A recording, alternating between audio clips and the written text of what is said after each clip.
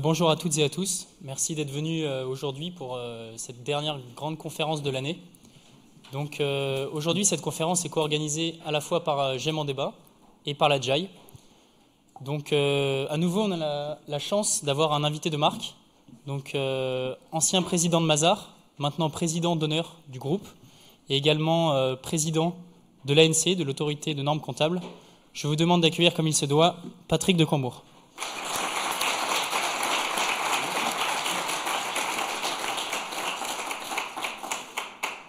Mais d'abord, coutume habituelle, le fameux billet d'humeur présenté par Maxime et Adrien.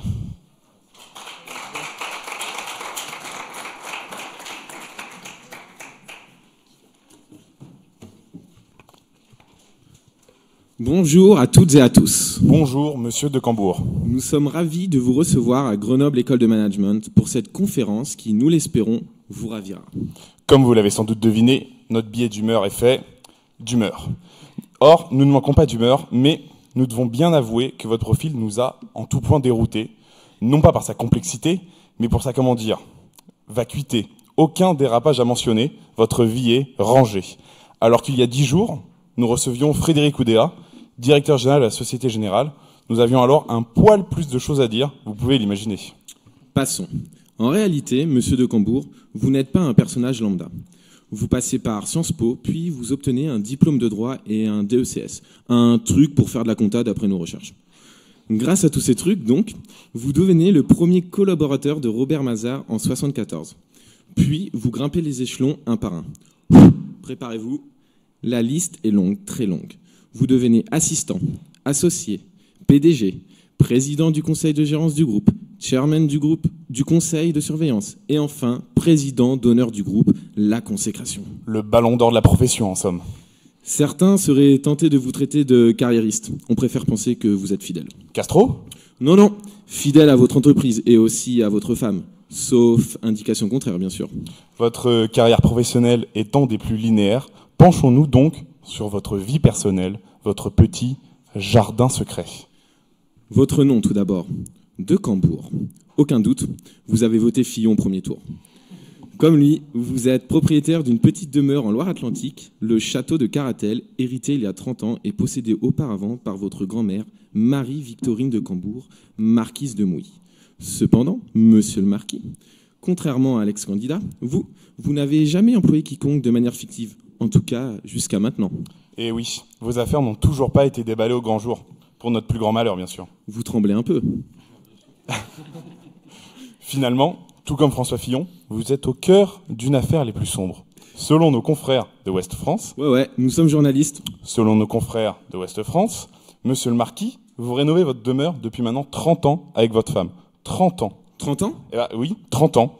30 ans pour rénover une maison, vous n'êtes pas pressé. On espère que vous n'avez pas donné un emploi fictif à votre femme pour ça. Cette fois, la comparaison avec notre ancien Premier ministre s'arrête là. Car oui, vous avez intégré le prestigieux classement des 100 personnes les plus influentes au monde. Et ouais, nous n'invitons pas n'importe qui. Petite précision tout de même, vous faites partie du top 100 des 100 personnes les plus influentes du monde financier. Et oui, on peut pas tout avoir. Cette influence, nationale en tout cas, vous la devez à votre appartenance au club aristocratique du Cercle de l'Union. Alors clairement, vous n'êtes pas anti-système, nous pouvons en être sûrs. Ce cercle, d'ailleurs, est entièrement constitué de membres masculins. Les mauvaises langues diront que vous faites toujours appel à un traiteur. En parlant de quelqu'un qui aime se faire plaisir au buffet, c'est notre cher François Hollande qui propose votre candidature à la présidence de l'autorité des normes comptables. Vous êtes donc un des rares à pouvoir vous targuer d'avoir obtenu un emploi grâce à ce cher François. Vous obtenez donc ce poste en 2015.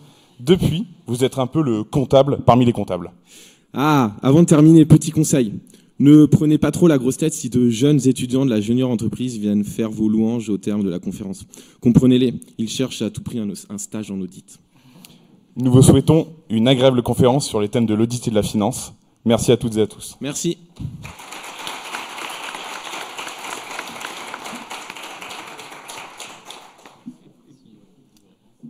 Donc, est-ce que vous voulez répondre à peut-être faire des éclaircissements sur ce qui a été dit ?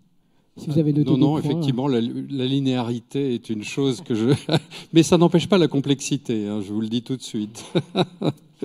Voilà. Donc on va maintenant passer à la conférence à proprement dit.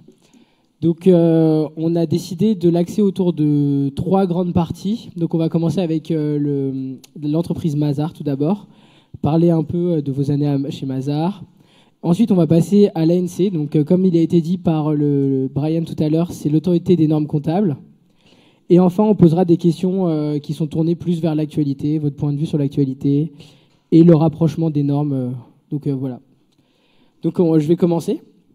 Alors, une première question assez classique. Ici dans la salle, nous ne sommes pas tous spécialistes dans le domaine de l'audit et du conseil.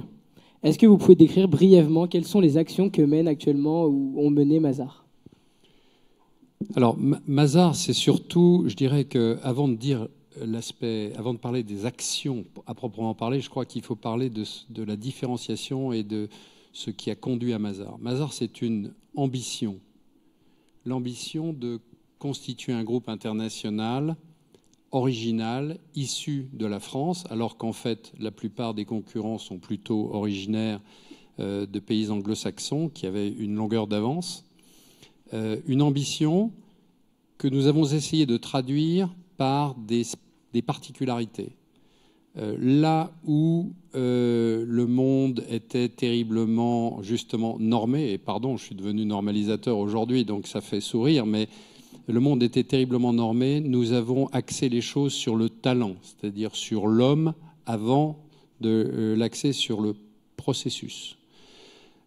Ensuite, là où ce métier est devenu assez largement un métier hiérarchisé, nous avons mis l'accent sur le talent. C'est-à-dire que donc ceux qui viendront parler d'un stage après, si j'ai bien compris le billet d'humeur, doivent savoir que tout stagiaire a en fait son bâton de maréchal en poche. C'est-à-dire que selon son développement personnel et sa volonté de s'engager, parce que ce métier est un métier aussi qui est souvent interprété comme un métier, un 3e cycle pratique, mais c'est aussi un métier à part entière. Donc il faut savoir que quand on est talentueux et que l'on a le souci de s'intéresser à ce métier-là, il y a une véritable opportunité entrepreneuriale chez Mazars.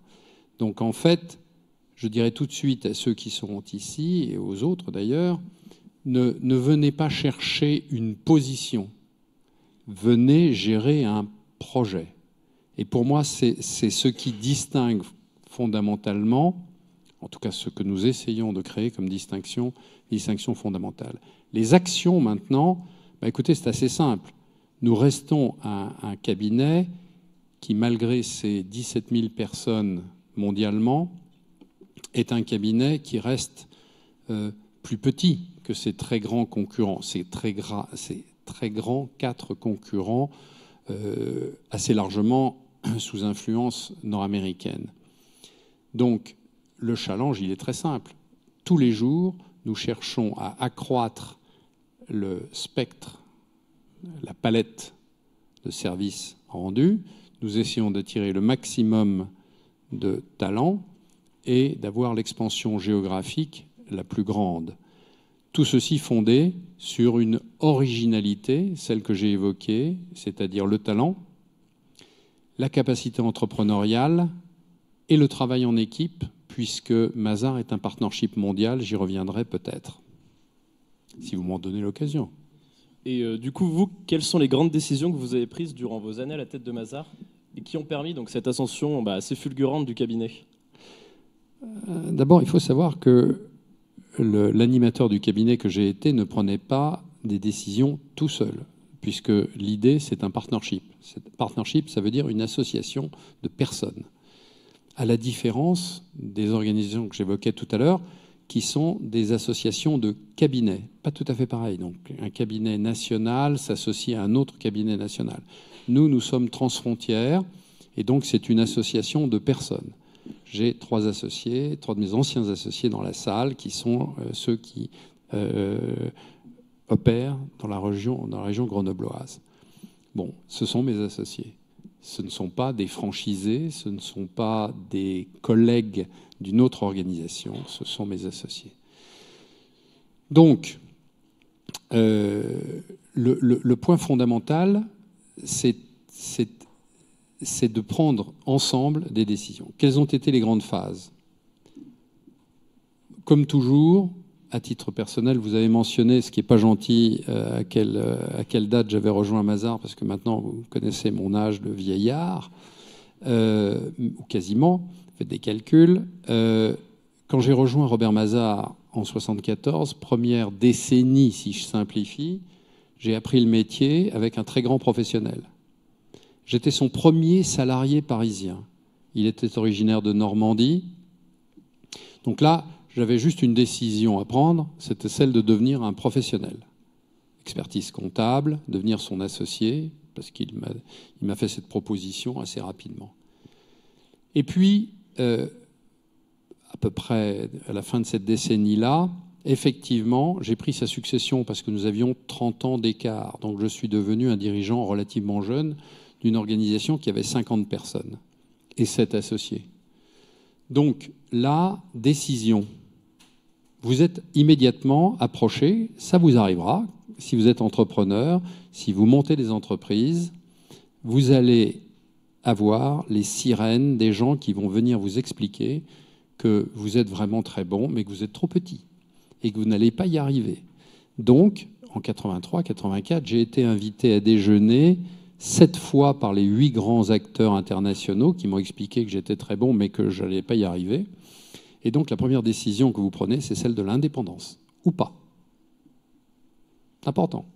Donc, la première décision que j'ai prise, avec mes quelques associés de l'époque, c'est de dire non, le jeu vaut la peine d'être joué, il est intéressant de continuer une trajectoire et d'offrir une culture différente au marché. C'était très ambitieux, nous étions 50.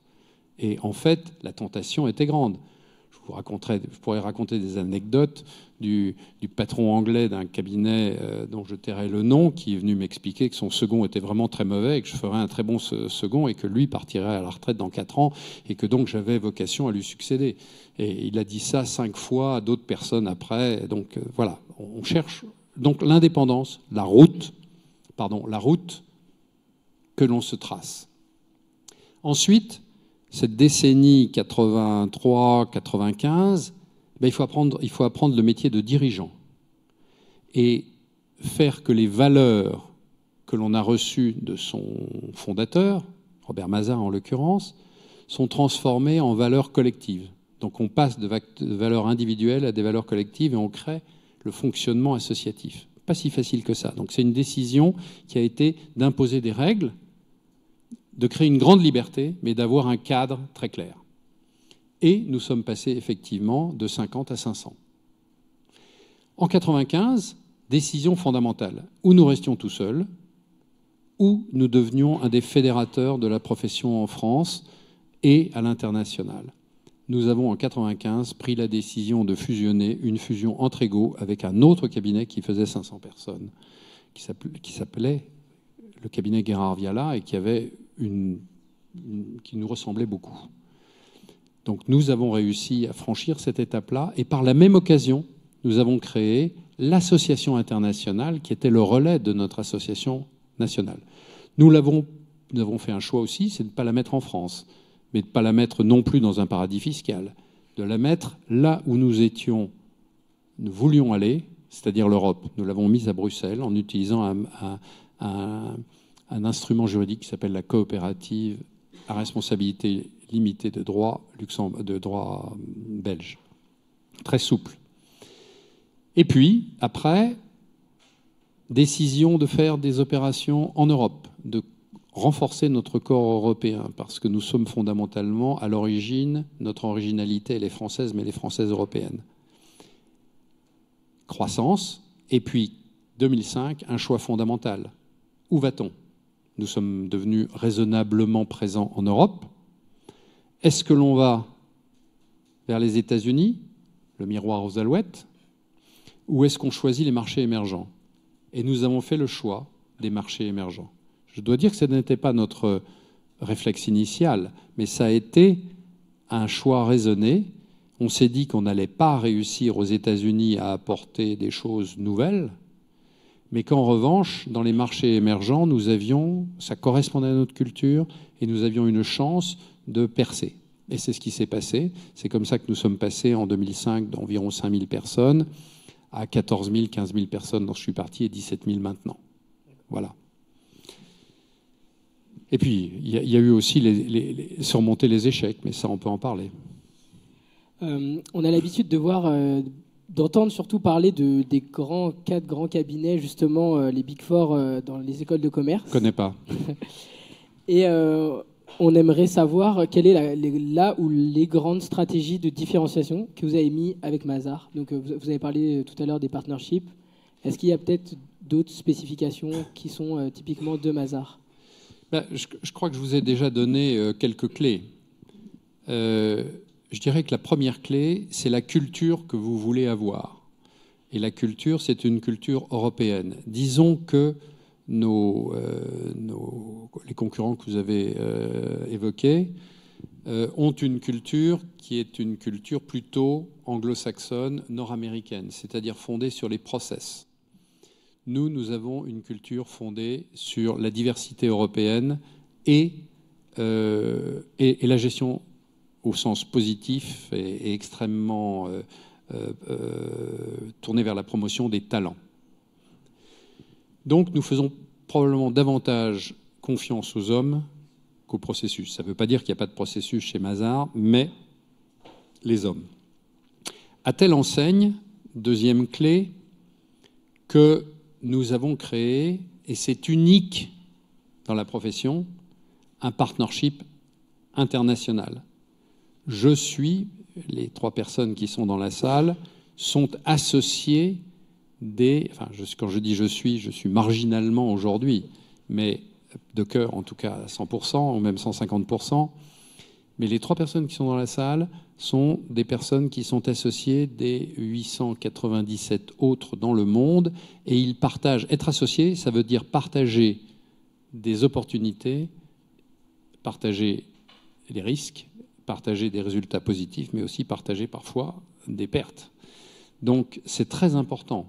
Là où les autres organisations sont structurées en réseau d'organisations nationales fédérées par une franchise et un nom, Mazars a fait le choix d'être organisé en partnership mondial. Troisième clé, l'innovation. J'aurais dû commencer par là, mais il y a une manière de faire le service, d'apporter les services qui est différente chez Mazars. On pourra le développer si vous voulez. Et quatrième et dernière clé, je pourrais être long sur le sujet, mais c'est fondamental, nous avons choisi d'être transparents. Je fais un pari avec ceux qui sont dans la salle. Vous avez droit à un voyage à New York. Si vous arrivez à me trouver les comptes mondiaux des grands cabinets que vous avez mentionnés, est-ce que ces cabinets qui ont une vocation de certification de la transparence des très grandes entreprises mondiales sont transparents sur eux-mêmes? Donc, quiconque dans cette salle viendrait avec les comptes de nos concurrents, je ne parle pas du chiffre d'affaires et du nombre de salariés, je parle des comptes, de vrais comptes, aurait droit à un voyage à New York. Je prends un risque limité, parce que je sais que Mazars est le seul à avoir pris cette option il y a plus de 10 ans. Parce que la transparence, pour ceux qui garantissent la transparence, est quelque chose d'essentiel. Il faut vivre selon les principes que l'on impose aux autres. Alors maintenant, la transparence, ça a des risques. C'est une contrainte, mais c'est une contrainte qui pousse à la vertu. Je ne fais pas de... on a prétendu qu'on connaissait mon vote. Je ne fais pas de comparaison avec des situations qui ont été récemment mises sur la place publique. Je pense que la transparence est essentielle. Et je n'ai pas d'emploi fictif.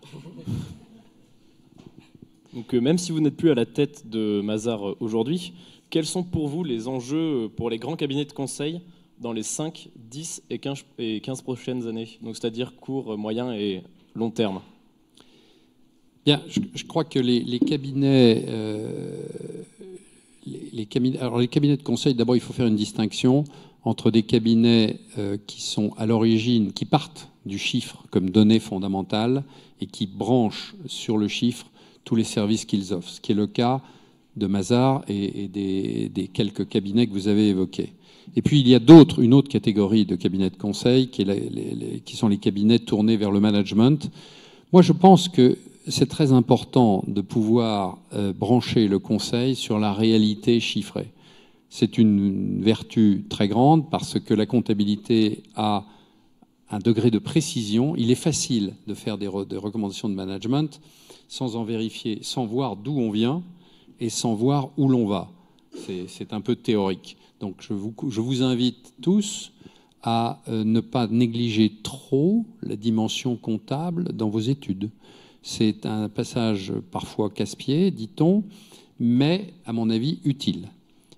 Savoir compter, c'est savoir tout court. Et savoir, c'est la clé, une des clés de la réussite. Donc, d'ailleurs, je suis sûr que vous gérez vos finances de façon absolument parfaite, que vous faites vos rapprochements bancaires à chaque fin de mois, que vous vérifiez que votre budget est tenu et que vous n'êtes pas dans le rouge, je suis absolument certain, et que vous n'appelez jamais vos parents pour leur demander la petite rallonge qu'ils seraient certainement ravis de vous donner parce qu'ils vous aiment. Et je ne fais pas Canteloup, j'aime ma femme, vous voyez ce que je veux dire? Non, bon, alors voilà. Donc il faut faire cette distinction. Donc je ne me prononce que pour les cabinets qui ont cette discipline chiffrée comme point de départ. Je crois qu'il faut qu'ils inventent aujourd'hui la valeur ajoutée, à nouveau. Parce que dans un monde qui se transforme vers l'immatériel, dans une société où les emplois tournent beaucoup, il faut réussir à trouver la clé de la création de valeur selon des codes qui ne sont plus ceux de l'époque traditionnelle d'une société hiérarchique tournée vers la production de biens matériels. Nous allons vers une société, nous sommes déjà dans une société de l'immatériel, du réseau, de la relative brièveté de la collaboration. Donc il faut réussir à trouver la création de valeur dans ce contexte-là. Et les cabinets d'audit et de conseil, ils ont la partie certification, ils ont la partie conseil de l'entreprise et ils ont la partie conseil managérial, conseil sur les nouvelles dimensions. Mesurer, par exemple, la performance d'une entreprise uniquement sur la finance, sur des paramètres financiers, c'est quelque chose qui, dans les 15 ans qui viennent, va sans doute évoluer. Il faudra mesurer aussi tous les paramètres non financiers ou dérivés de la finance, tels que la fidélité des clients, la fidélité des collaborateurs, le degré, j'ose pas dire, le degré de satisfaction des clients et des collaborateurs, l'image qui se crée à partir de ça, et qui sont sans prix, mais qui ne sont justement, ils sont sans prix parce la comptabilité a du mal à les cerner. Donc là, il faut que les cabinets inventent ces techniques-là. Nous allons maintenant passer à l'ANC, donc Autorité des normes comptables. Je vais rappeler rapidement ce qu'est l'ANC pour les gens qui ne connaissent pas, en prenant la définition du journal des Échos, qui nous dit que l'ANC est un organisme professionnel chargé de débattre, de fixer les règles de la comptabilité française et de prendre position sur les règles internationales. Donc j'ai lu que vous avez pris la place de président de l'ANC assez rapidement. Je pourrais même dire au pied levé. Et quel est le premier regard justement que vous avez porté sur l'ANC en tant que son nouveau président? Alors, bon, l'ANC, c'était effectivement, après une très longue vie Mazars, c'était une vie très différente. J'ai dû d'ailleurs créer toutes les conditions de l'indépendance entre mes fonctions actuelles et mes fonctions précédentes. Parce que comme j'œuvre en liaison avec la communauté comptable dans son ensemble, je ne pouvais pas évidemment garder des liens trop étroits avec l'organisation d'où je venais. Ça a été une des conditions de ma nomination. Nomination qui était un peu une nouveauté pour moi, puisque j'ai franchi toutes les étapes de la sélection gouvernementale, pour ensuite même être envoyé devant le Parlement, passer un grand oral devant les députés de la Commission des finances du Sénat et de l'Assemblée nationale. Ce qui est un exercice auquel, depuis Sciences Po, je n'avais pas beaucoup participé, donc je me suis trouvé rajeuni. Vous dites organisme professionnel, c'est pas tout à fait un organisme professionnel, c'est une autorité indépendante créée par une ordonnance en 2009, donc un texte de niveau législatif, qui a rénové ce qui existait depuis d'assez nombreuses années, qui s'appelait le Conseil national de la comptabilité. Et donc cette autorité, dotée de pouvoirs nouveaux depuis 2010, exerce effectivement 3 missions. La première mission, c'est d'édicter les prescriptions qui s'appliquent, les prescriptions réglementaires qui sont à appliquer par les entreprises en matière comptable en France. Et ça, c'est, je dirais, notre pain quotidien. Nous avons une deuxième mission qui est d'influer autant que l'on peut sur la normalisation internationale. Je vais y revenir dans un instant. Et troisième mission, c'est de contribuer à la recherche et de stimuler la recherche en matière comptable. Recherche comptable qui en a bien besoin, parce qu'on est un peu, je trouve, à la fois en France mais ailleurs aussi, il n'y a pas beaucoup d'originalité dans le domaine. Donc, quel a été mon premier regard? Mon premier regard, ça a été de dire, j'arrive dans une toute petite organisation, relativement petite, qui a pour objet de faire travailler la communauté comptable dans son ensemble. Donc je m'emploie à mobiliser toutes les énergies en France qui travaillent sur la comptabilité, avec la comptabilité, par la comptabilité, pour les faire contribuer au progrès de la matière. Le deuxième regard que j'ai porté, c'est qu'il y avait des fondamentaux solides. Mais le troisième, c'est que la crédibilité internationale de l'ANC était perfectible, on dira. Voilà. Et donc là, je me suis employé à faire en sorte que l'ANC, je m'emploie à faire en sorte que l'ANC soit reconnue comme un des acteurs internationaux, comme j'avais fait pour Mazars en son temps. Pour rebondir là-dessus, quelle méthode vous mettez en place pour être plus reconnu à l'échelle européenne? Parce qu'on a dit que l'ANC avait plus un rôle consultatif à l'échelle européenne. Comment on peut le rendre plus décisionnel? Eh bien, ça tient en 2 mots, et je vous explique pourquoi après. Ça tient en 2 mots, ça s'appelle stratégie d'influence. Quand on n'a pas le pouvoir, d'une certaine manière, quand on a le pouvoir, on peut faire des bêtises. Quand on n'a pas le pouvoir, on peut empêcher les autres de faire des bêtises. Donc c'est pas tout à fait la même chose. Donc la stratégie d'influence, c'est un jeu un peu différent. On arrive dans une stratégie qui consiste à faire progresser des idées, à mettre des points de blocage, à instiller une énergie à un moment donné. Donc en termes de gestion de projet, c'est très intéressant parce que c'est un autre mode que celui que j'avais connu. Par ailleurs, autre différence fondamentale, dans le domaine de la normalisation comptable, les projets prennent toujours 4, 5, 6 ans. Donc je gère des projets qui ont été commencés par d'autres et je commence des projets qui seront terminés par d'autres. Donc le long terme est une dimension absolument essentielle. Donc la persistance de l'effort est quelque chose d'important. Alors, pour que vous le sachiez tous, en matière de sociétés cotées, donc la frange la plus visible sur les marchés financiers de nos grandes entreprises européennes, l'Europe a délégué sa souveraineté. C'est-à-dire que ce n'est pas l'Europe qui décide pour l'Europe. Bien sûr, il y a un processus que je vais décrire, mais il y a une délégation à un organisme privé qui s'appelle l'IASB. Donc, pour ceux qui ont fait de la comptabilité ou qui font de la comptabilité, les normes internationales applicables en Europe s'appellent les IFRS. Et ces IFRS sont décidés par une organisation privée qui se trouve, dont le siège est à Londres, et qui a un board composé de représentants de la planète. Il y a même des Américains dedans qui n'appliquent pas les normes. Donc c'est intéressant. Et ces normes sont décidées au niveau de l'IASB, après un processus complexe, et elles sont ensuite examinées par l'Europe pour être homologuées en Europe. Et donc, je fais partie du groupement qui conseille l'Europe sur l'homologation. Et donc, nous bloquons, de temps en temps, c'était pas bien vu, ça devient un petit peu mieux vu, nous essayons d'influer, mais plus nous influons tôt, plus nous avons des chances d'être pris en considération, plus on arrive à la fin en tempêtant et moins ça marche. C'est l'influence qui doit s'instiller par tous les pores du mécanisme. Donc l'Europe a fait un choix structurant. C'est une faiblesse de l'Europe. Pour un Européen convaincu comme moi, c'était difficile. Et j'ai tempêté contre ça, mais c'est un fait. Ça changera peut-être.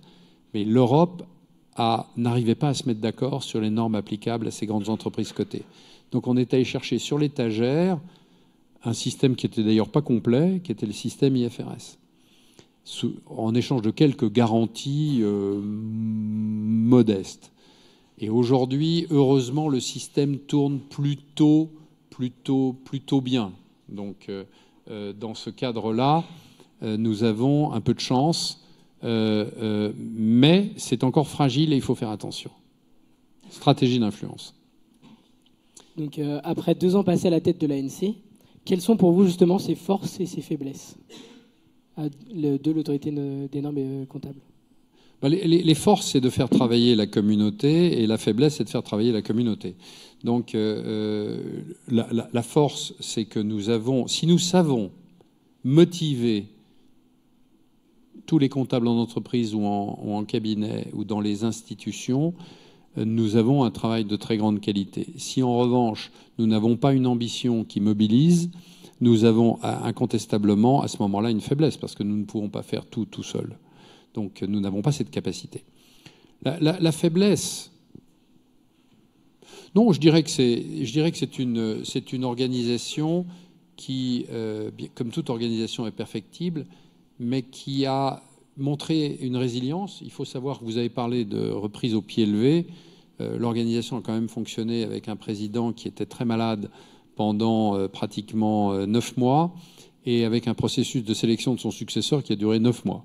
Donc c'était votre serviteur. Donc ça, et pourtant elle a tourné, elle a marché. Donc ça veut dire qu'elle a une solidité intrinsèque. Maintenant, il faut brancher sur une solidité intrinsèque une ambition dans les 3 domaines que j'ai évoqués, et c'est ce que nous essayons de faire. Nous sommes en train de revivifier la recherche comptable. Donc, s'il y a d'ailleurs des contributeurs, des futurs doctorants, etc., moi je suis toujours très preneur. Nous avons un budget pour ça, c'est fabuleux. Et nous cherchons à chaque fois des partenariats. Je vois des représentants de GEM ici, donc je leur passe le message. Autrement que, si vous voulez, ânonner et faire du b.a.-ba sur ce qui existe déjà. C'est intéressant de chercher. Bon. Deuxièmement, en France, il faut rénover, moderniser le cadre comptable qui est un peu ancien, mais qui a beaucoup d'avantages. Nous avons fait le choix de le garder en France. C'est un système dualiste. Les sociétés cotées ont un système et les sociétés non cotées ont un autre système, y compris d'ailleurs dans leurs comptes individuels. Et puis, exercer l'influence à tous les stades dans le processus international, c'est-à-dire recherche, élaboration et adoption, homologation et interprétation. Donc j'ai mis en place des mécanismes qui permettent de contribuer à chacun des niveaux de cette roue, ce que j'appelle de ce cercle vertueux de la normalisation comptable, qui peut vous paraître un peu théorique, j'en conviens. Donc du coup, on va passer sur les questions donc un peu plus d'actualité.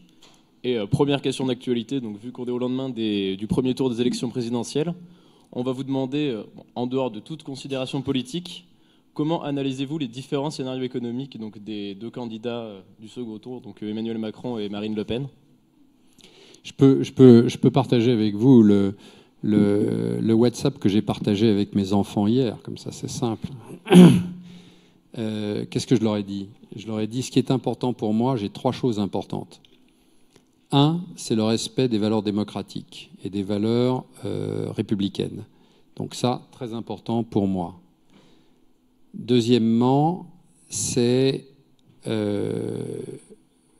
respect et le prolongement de nos engagements européens. Je suis intimement convaincu, et nous en parlions avant cette séance, je ne sais pas si vous partagez ce sentiment-là, et si vous ne le partagez pas, je suis prêt à avoir un dialogue, comme sur toutes les autres questions. Mais nous avons une chance absolument extraordinaire, c'est de vivre en Europe. Depuis la fin de la Deuxième Guerre mondiale, nous avons su créer, dans la difficulté, parfois, une zone de paix qui s'est agrandie après la chute du mur de Berlin, qui a quand même une forme d'autonomie de choix, même si ce n'est pas suffisant à mes yeux, si c'est trop centralisé, pas assez, encore trop marqué d'intérêts nationaux.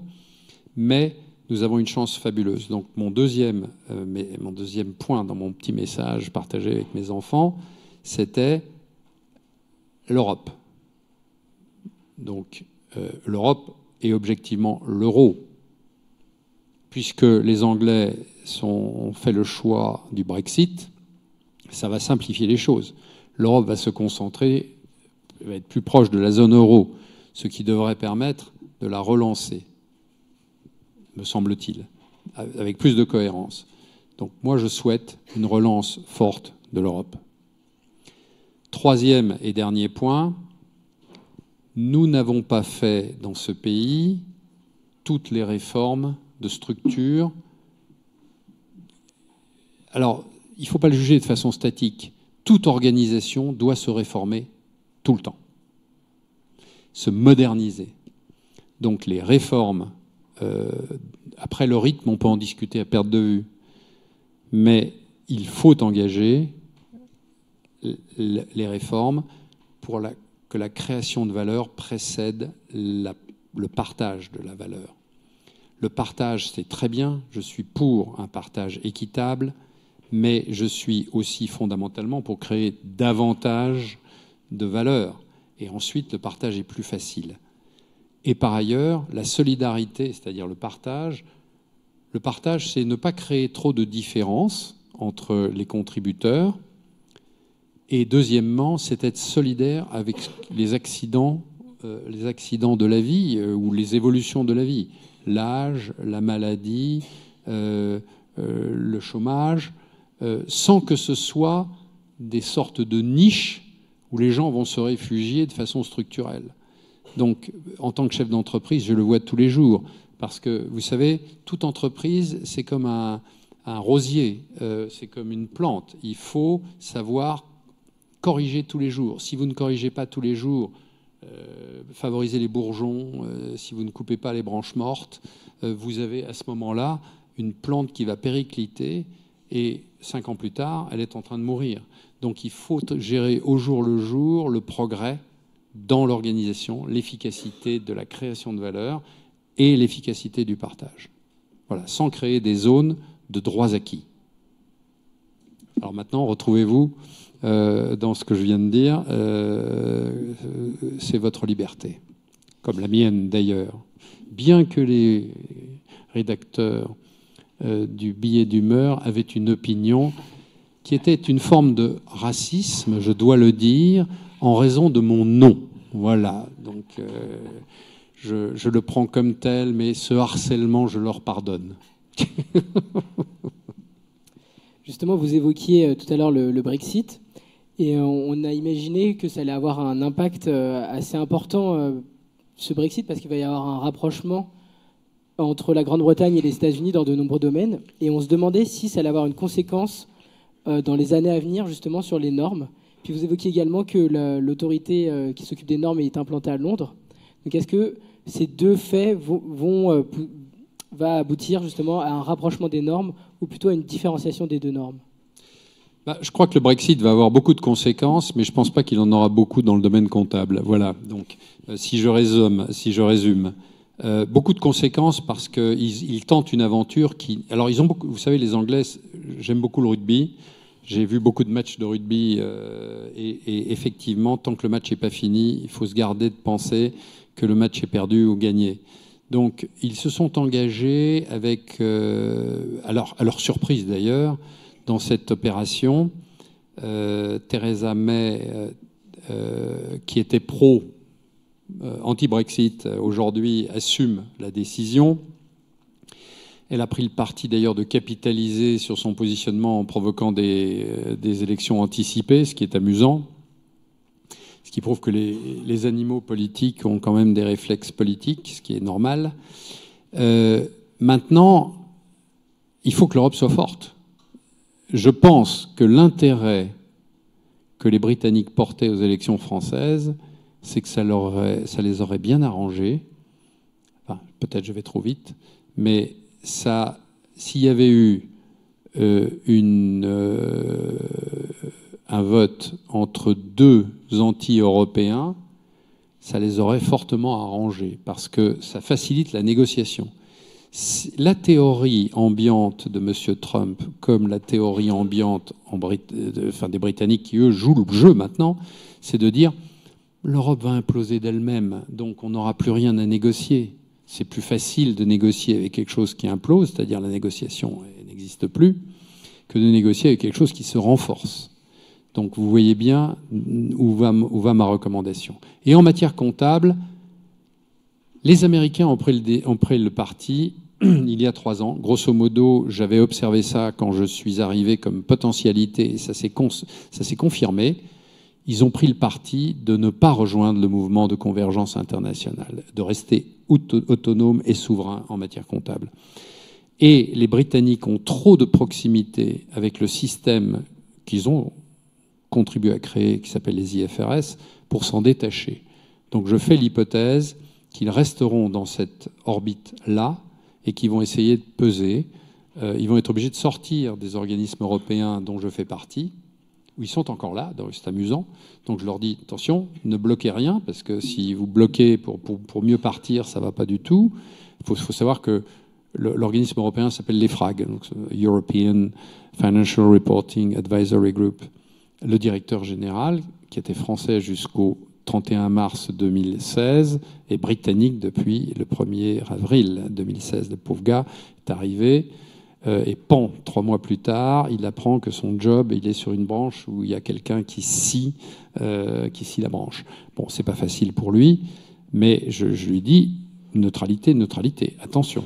Hein, on n'est pas en train de pré-négocier des trucs et des machins. Bon. Donc, au plan comptable, je pense qu'ils resteront dans la famille, mais je peux me tromper. Ils rejoindront pas les Américains, ça m'étonnerait. Ou alors il faudra une offre, comme dirait dans Le Parrain, I'm going to make you an offer you can't refuse. Et du coup, pour continuer donc sur ce thème d'unification, il se pose aussi donc la question de la Chine, donc de l'autre côté du Pacifique. Et c'est vrai qu'on en entend moins parler. Donc d'abord, première question assez simple, est-ce que la Chine dispose de ses propres normes? Et comment se passent les démarches d'harmonisation ou de rapprochement avec les normes chinoises?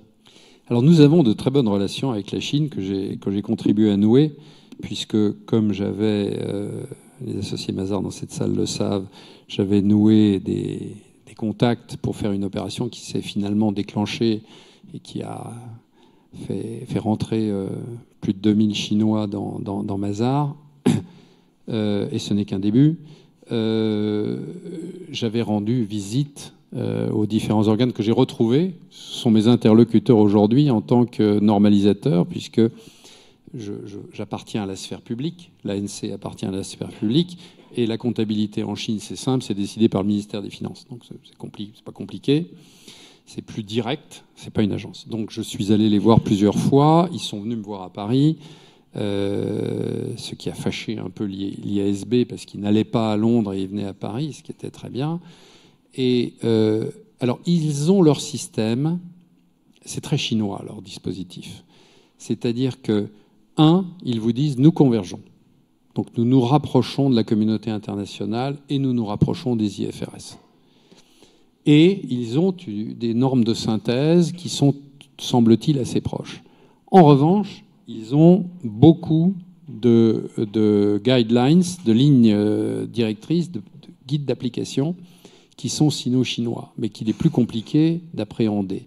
Donc je pense qu'ils ont l'intelligence de se rapprocher, mais à leur rythme et en prenant ce qui leur convient. Et ils font attention quand ils décident de ne pas prendre quelque chose, ils réfléchissent à 2 fois.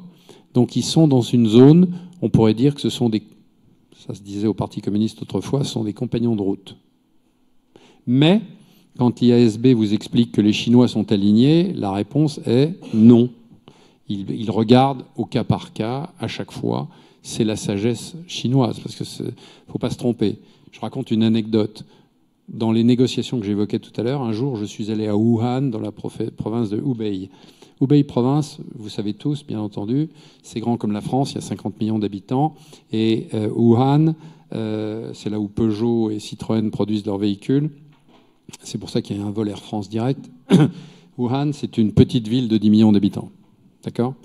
Et donc, moi, j'arrivais fatigué et je me suis dit, chic, on va démarrer, il était 9h du matin ou 10h du matin, une douche, et on va commencer les discussions. Non, pas du tout. On est allé déjeuner. Et après le déjeuner, le patron m'a dit, on va au musée. Je lui ai dit, mais j'ai eu la langue levée pour lui dire, écoute, je suis venu discuter business, je ne suis pas venu discuter musée. Je ne fais pas du tourisme. Je n'ai rien dit, j'ai bien m'en appris. Parce que quoi ? On a passé 3 heures dans le musée. Pour faire quoi ? Pour que je comprenne que la Chine n'était pas un pays émergent, mais un pays renaissant, qui était une civilisation ancienne, très ancienne, avec beaucoup de sagesse, et qu'au moment où les Égyptiens construisaient des pyramides, ils avaient leur culture déjà très développée, qu'au moment où les Grecs et les Romains étaient en train de créer la civilisation que nous connaissons, ils avaient déjà une civilisation équivalente, et qu'à l'époque, les Gaulois étaient quand même relativement peu évolués. Donc, il me faisait, et effectivement, on s'arrêtait au 19e siècle, et on ne parlait plus que de après Mao. Donc il y avait un grand blanc qui a été la période. Donc vous allez travailler avec la Chine, vous irez en Chine, c'est une civilisation renaissante, c'est pas une civilisation émergente. Donc dernière question, et une question plus tournée vers justement les étudiants de GEM. Avec votre expérience, quels conseils et quels messages voulez-vous faire passer à des futurs managers de GEM ? Je pense que je vais louper mon train. Non, je plaisante. Non.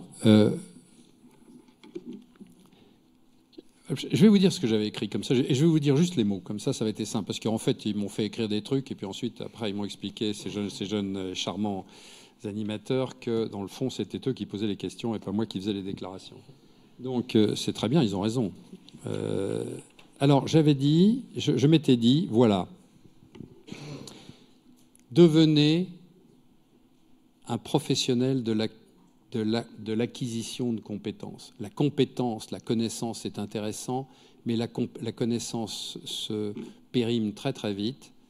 Ça ne veut pas dire qu'il ne faut pas l'acquérir aujourd'hui, parce que c'est un entraînement. C'est comme les gammes en musique. Pour bien jouer d'un instrument et faire de l'improvisation, il faut maîtriser les gammes.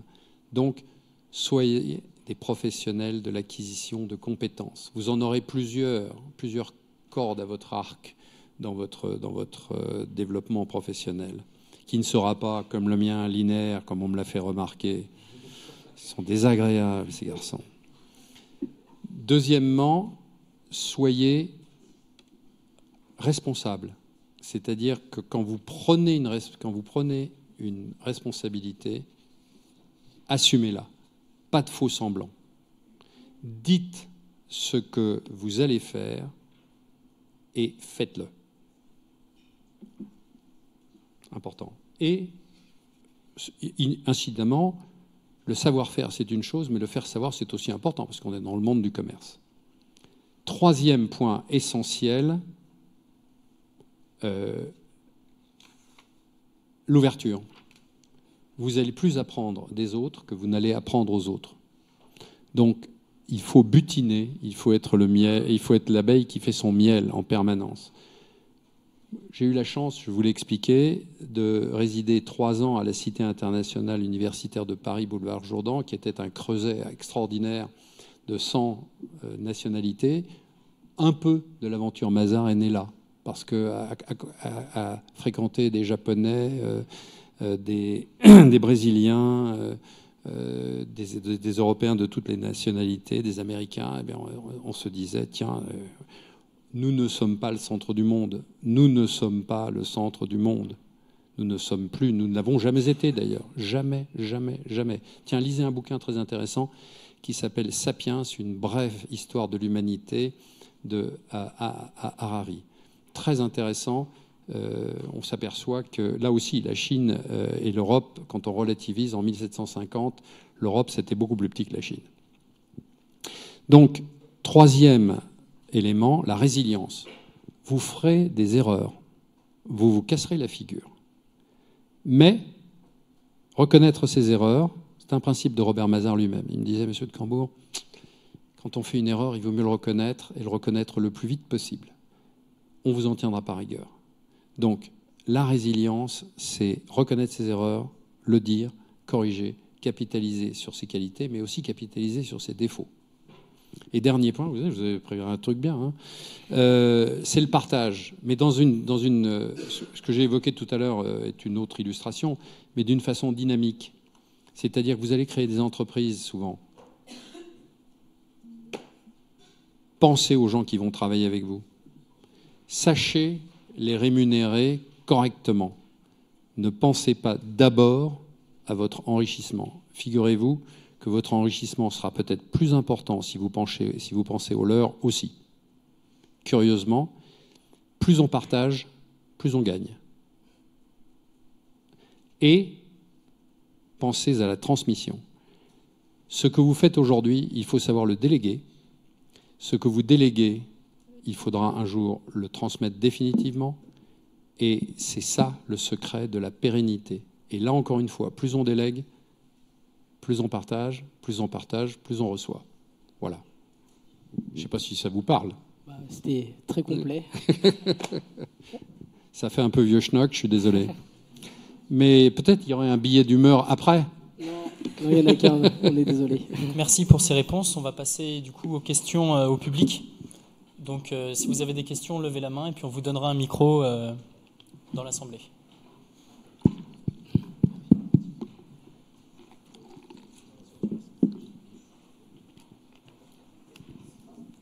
Oui, excusez-moi. Tout à l'heure, vous parliez de transparence chez Mazars. Pourquoi vos concurrents... Vous voulez aller à New York? Pourquoi justement vos concurrents, eux, ne sont pas dans la transparence? Vous savez quoi? Moi, je pense qu'il faut leur demander. Hein. Non, mais est-ce que voilà, vous avez des informations et pourquoi ils ne fonctionnent pas comme vous? Je ne sais pas. Enfin, j'ai quelques hypothèses. La première hypothèse est culturelle. C'est-à-dire que... Alors, vous trouverez des organisations nationales qui publient leurs comptes parce qu'elles sont obligées. Les Anglais le font, en France c'est fait, mais il y a beaucoup d'entités. Est-ce qu'il y a des comptes consolidés? Pas toujours. Enfin bon, c'est... Mais globalement, jamais. Alors, culturellement, aux États-Unis, en dehors des sociétés cotées, l'information financière est privée. Donc je pense que ça vient de cette inspiration-là. Moi, j'ai la faiblesse de penser que l'information financière, c'est un bien commun. Parce qu'il est important pour le salarié, il est important pour le créancier, il est important pour l'observateur de savoir si l'entreprise se porte bien. C'est pour ça que je ne suis pas très pour les règles qui visent, sous prétexte que l'on dévoile des secrets, restreindre l'information sur les entreprises, qui est une culture européenne où on met les comptes des entreprises à la disposition du public. Donc la première raison, c'est ça. La deuxième raison, mais je ne sais pas vraiment, donc je fais une hypothèse, et ça a été vrai pendant longtemps, c'est que je ne suis pas sûr que tous les passifs étaient comptabilisés. Quel type de passif peut-on envisager? Un premier passif qui est important, qui est les procès.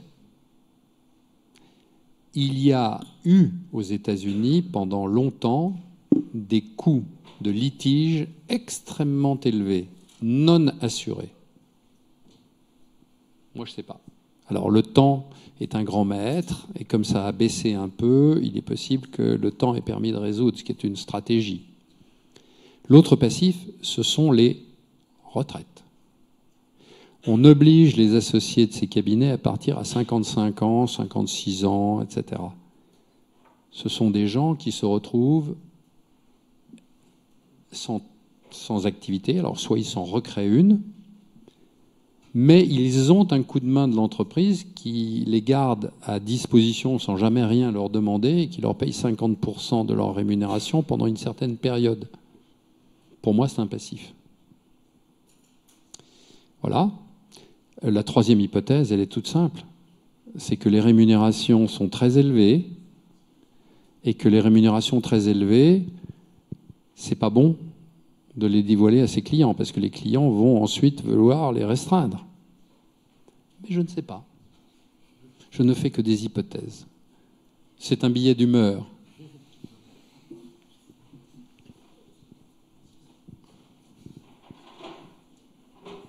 Il faut leur poser la question. Hein. Oui. Tout à l'heure, vous avez parlé d'autres cabinets de conseil que vous avez qualifiés de cabinets de conseil en management. Oui. Et du coup, je suppose que pour Mazars, c'est pas le cas. Enfin, comment est-ce que du coup vous qualifieriez votre cabinet et pourquoi par rapport aux autres? Non, oui. Enfin, ma distinction était peut-être un peu rapide. Je pense que Mazars est un cabinet qui est audit et conseil, donc dont conseil en management. Nous travaillons auprès des entreprises moyennes, des start-up, des nouvelles entreprises de façon... alors je dis encore nous, hein, je pourrais pas m'empêcher jusque dans la tombe, mais c'est pas grave. Parce que nous conseillons énormément d'entreprises plus petites. Il y a évidemment les très grandes entreprises, CAC 40, SBF 120, que nous auditons ou que nous conseillons, mais il y a tout un tissu économique. Vous savez que la France a un tissu économique d'entreprises moyennes qui est trop faible, et il faut absolument que l'on réussisse par rapport à l'Allemagne à nous étoffer dans ce domaine. Donc le job des associés de Mazars, c'est de favoriser de la pépinière jusqu'à l'introduction éventuelle en bourse ou la vente, ce qui peut arriver pour des raisons générationnelles, mais surtout le développement de tous ces acteurs. Donc la distinction que je fais est plutôt ceux qui partent du chiffre et ceux qui partent de techniques de gestion. Donc, et puis, pardon, j'aurais dû être plus large, parce qu'il y a encore une sous-famille dans ce que j'appelle les consultants, les organisations de conseil hautes. Il y a ceux qui partent des systèmes. Hein. Il y a toutes les très grandes entreprises, genre Capgemini, SAP, etc., qui mettent en place des systèmes. C'est un métier très, très particulier. Nous ne sommes pas vraiment faits pour ces métiers-là, nous, Mazars. En revanche, nous sommes en prise directe avec les gens qui font du conseil en management. Simplement, nous partons des chiffres. Certains conseillers en management partent plutôt de théorie de management. Donc, c'est pas le même angle d'attaque. C'est d'ailleurs parfois complémentaire. Et il m'est arrivé de faire dans ma carrière des missions conjointes qui ont toujours été très intéressantes. Parce que quand on arrive à marier une bonne compréhension des chiffres avec une bonne compréhension des mécanismes économiques de marché, de ce qui crée ce qu'on appelle les business models, on fait vraiment du très bon conseil.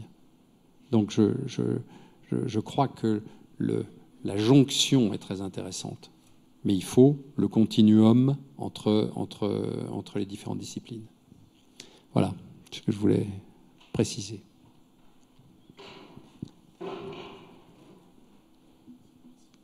Bonjour. Bonjour. Vous avez dit tout à l'heure que chez Mazars, on apportait des services de manière innovante.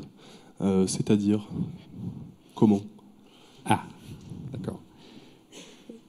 J'ai pas tout à fait dit ça. J'ai dit que ce qui était important, c'est que l'innovation soit présente, et je pense que nous avons encore des efforts à faire pour être tout à fait complet. Vous savez, c'est un point que l'on n'a pas évoqué, mais la digitalisation, la dématérialisation est en train de bouleverser beaucoup de techniques. Je peux vous dire par exemple que la manière dont on tenait les comptes autrefois, je ne sais pas comment raisonnent mes anciens associés ici, mais on a connu l'époque, je prends un exemple, on a connu l'époque où la petite entreprise était la comptabilité quasiment tenue par l'expert comptable. Quand elle était toute petite, c'était fait par la femme de l'exploitant qui avait une sorte de carton à chaussures où on accumulait les relevés de banque, les factures, des vagues bulletins de paye, 2-3 trucs, un petit décompte d'inventaire. Et tout ça était amené à l'expert comptable qui se dépatouillait comme il pouvait avec ça pour bâtir des comptes fiscaux et puis pour lui donner une vague impression de gestion au chef d'exploitation pour savoir s'il gagnait ou s'il perdait de l'argent. Payer les cotisations sociales, etc. Bon, ça, c'est complètement révolutionné. C'est-à-dire qu'aujourd'hui, la facturation est dématérialisée, le paiement des fournisseurs est dématérialisé, la tenue de la banque est dématérialisée.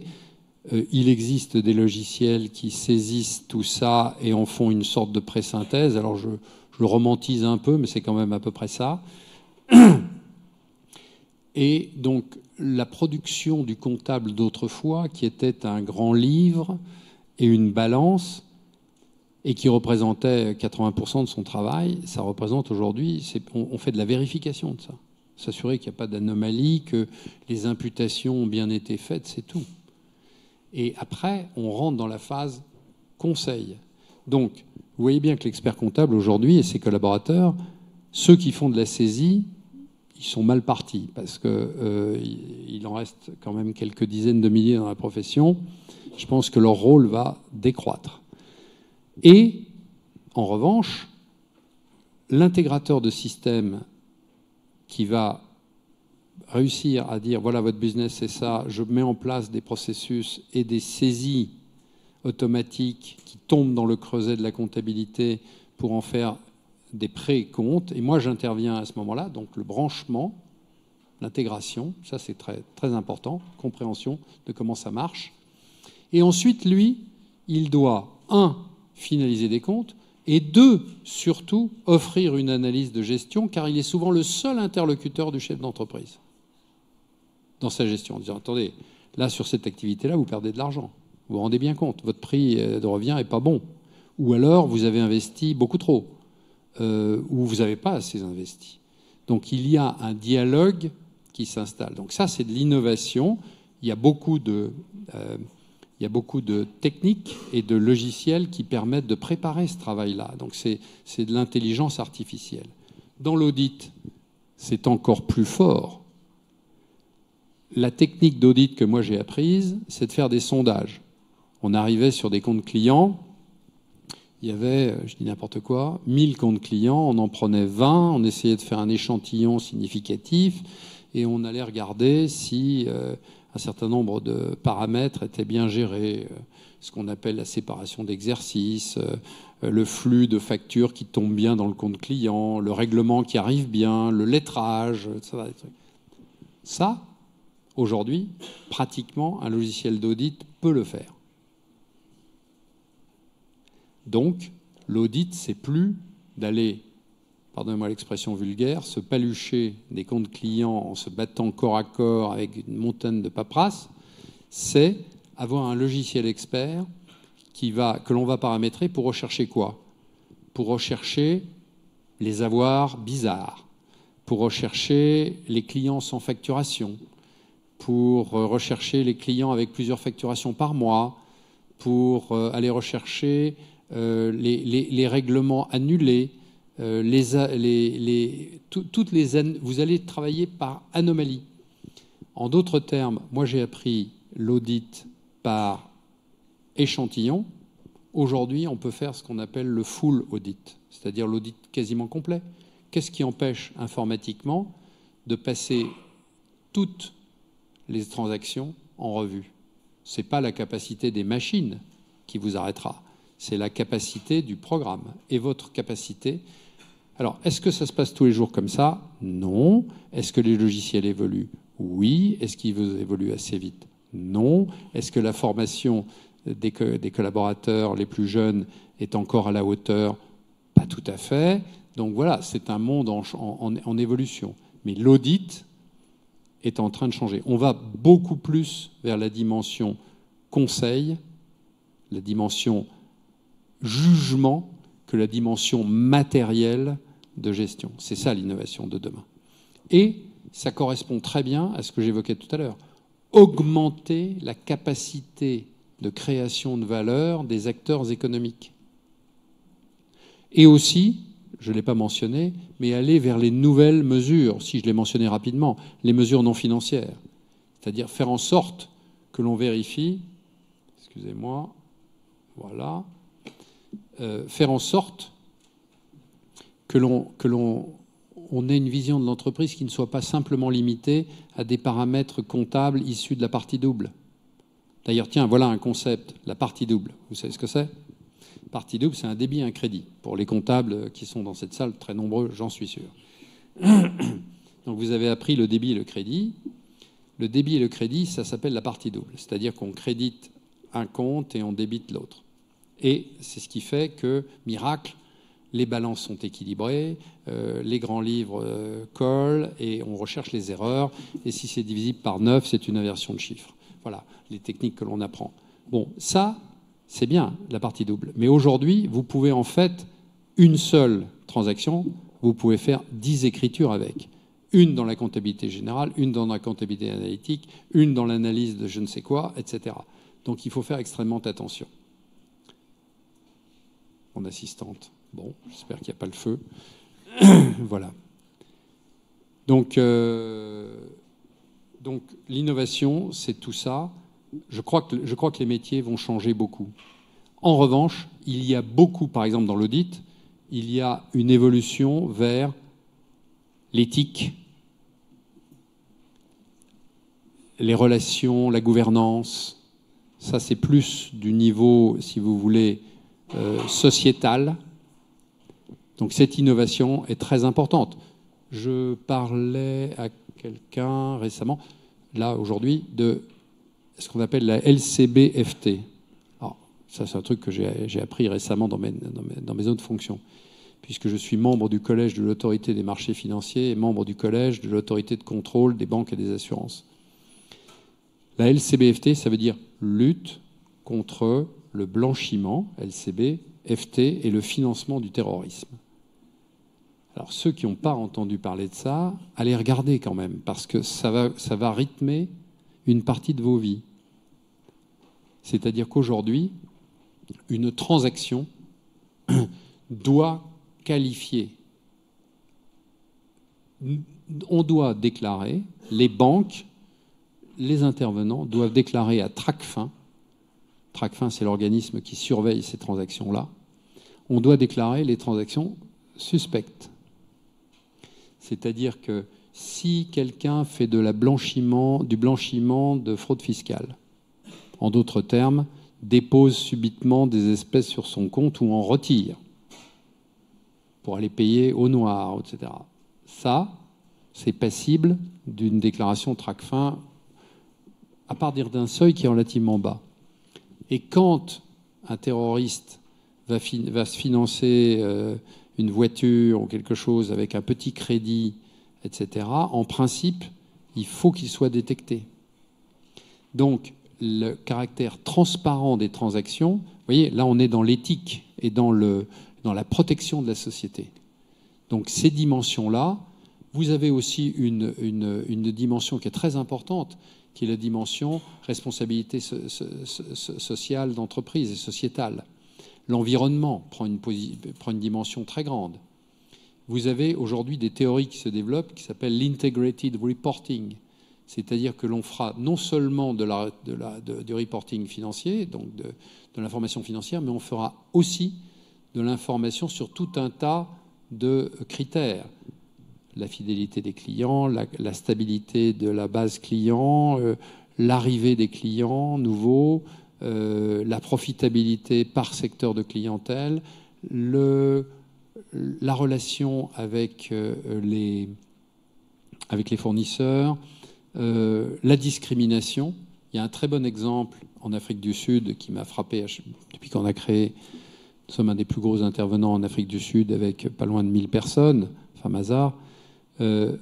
en Afrique du Sud, il appelle ce qu'on appelle le BEA, le Black Empowerment Act. Eh bien, toute entreprise est jugée sur N critères, obtient une sorte de notation par rapport à la discrimination. C'est-à-dire que si vous n'employez que des fournisseurs blancs, que des collaborateurs blancs, vous allez avoir une mauvaise note. Et donc, vous ne pourrez pas accéder à des clients, car ils vont prendre votre note dans la leur. Donc, c'est un système intelligent qui a été créé pour réduire les discriminations. Par exemple, demain, il n'est pas impossible que l'on dise les conseils d'administration où il n'y a pas assez de femmes, c'est une note négative et on va la reporter sur le client, surtout quand le client est une entreprise. S'il n'y a pas assez de minorités dans les employés, voilà. Bon. Donc, il y a des mécanismes. Ça, c'est l'integrated reporting. Vous avez aussi les dépenses de recherche. Qu'est-ce qu'on consacre à la recherche? Vous savez que la recherche, c'est un sujet compliqué parce qu'on le passe pour l'essentiel en charge. Donc, en fait, c'est facile de faire du profit quand on coupe la recherche. Mais 5 ans après, vous êtes mort. Donc, en fait, si vous voulez vraiment mesurer la richesse d'une entreprise, il faut se pencher sur tous les mécanismes extra-comptables de la création de valeur. Voilà. Est-ce qu'il y a encore une dernière question? Juste là, Philippine. Celle qui fait mal. Oui, on a justement parlé innovation. On a vu la formidable aventure de Mazars sur les 30 dernières années. À votre avis, est-ce qu'aujourd'hui, du fait de ces innovations, du fait de l'environnement, est-ce qu'il y a des facteurs favorables ou défavorables à ce qu'un nouvel acteur, comme Mazars il y a 30 ans, ait ce même type de développement? Oui, moi je suis extrêmement optimiste. Après, je crois qu'il y a une vraie place pour un acteur qui a choisi les fondamentaux que Mazars a choisis. Maintenant, Mazars, c'est pas parfait. Mazars, il y a des défauts. Innove-t-on assez vite? Est-ce que l'on embauche suffisamment? Est-ce que le taux de rétention est suffisamment? Est-ce qu'on offre les perspectives d'évolution qu'il faut? Est-ce qu'on est devenu trop hiérarchique? Est-ce qu'on est devenu trop gras en termes de frais généraux? C'est toujours des questions qu'il faut se poser. Mais il y a de véritables fondamentaux. Il y a une attente indubitable. Il y a 2 facteurs géopolitiques essentiels. Le premier, c'est qu'il y a une vraie attente de diversité. Et le deuxième, c'est qu'il y a en contrepoint, mais je ne crois pas que cela perdure au niveau des entreprises, il y a un risque de refermement sur des frontières nationales. Donc il peut y avoir, Mazars a pris l'option d'une globalité de gérer le multiculturalisme et pas le multicommunautarisme. Ça, c'est très important. C'est une option lourde. Elle est un tout petit peu moins populaire qu'elle l'était il y a 10 ans, mais néanmoins, on ne travaille pas pour la majorité. Si vous savez, si 20% des entreprises dans le monde, en excluant les américaines qui, elles, auront leur tropisme, avaient recours à Mazars, nous serions déjà 6 fois plus gros. Donc, il y a de la marge de progression. Et il y a de la marge de progression parce qu'il y a beaucoup de professionnels qui ont besoin... Vous savez, l'innovation que l'on évoquait il y a un instant, il faut vraiment une stratégie d'innovation. Et quand on est petit, fragmenté nationalement, on a beaucoup de mal à la conduire.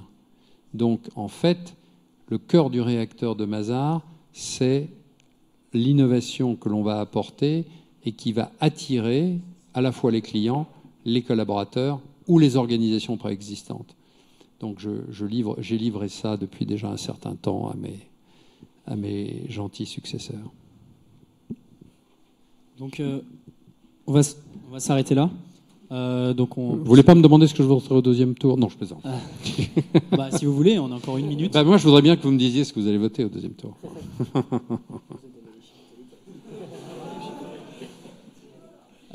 Donc, merci pour cet échange. Merci à l'Adja et à J'ai mon débat.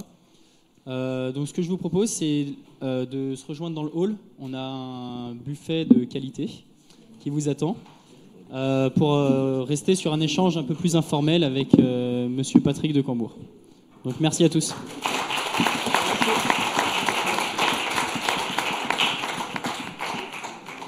Traditionnellement, on fait une photo avec nos invités, si ça vous dérange pas.